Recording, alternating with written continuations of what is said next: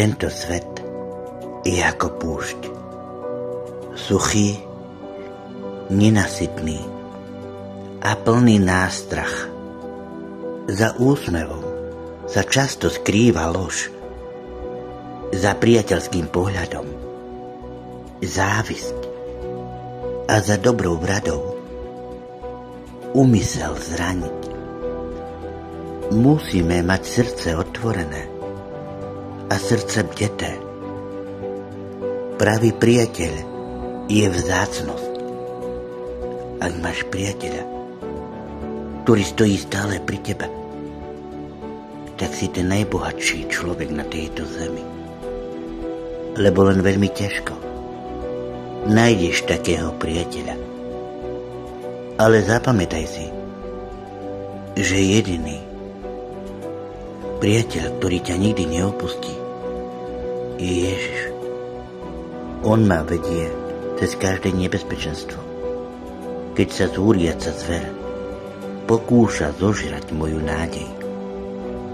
A ak mi niekto z ľudí stojí verne po boku, v dobrom aj zlom, toho si vážim, lebo takýchto je ako vody v púšti málo.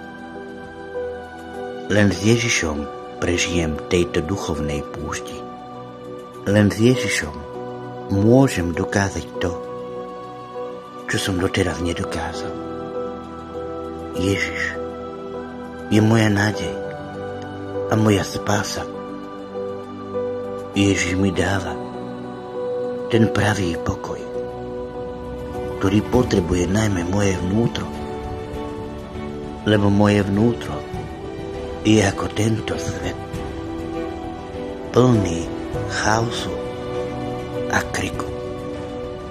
Len s pokorou, vierou a vytrvalosťou prežijem v tejto duchovnej púšti. A len s Ježišom nájdem cestu k večnému prameniu života.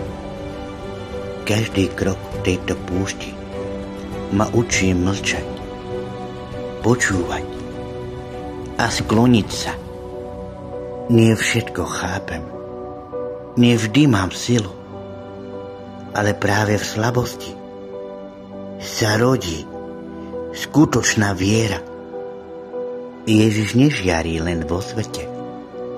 On kráča so mnou aj v tichu.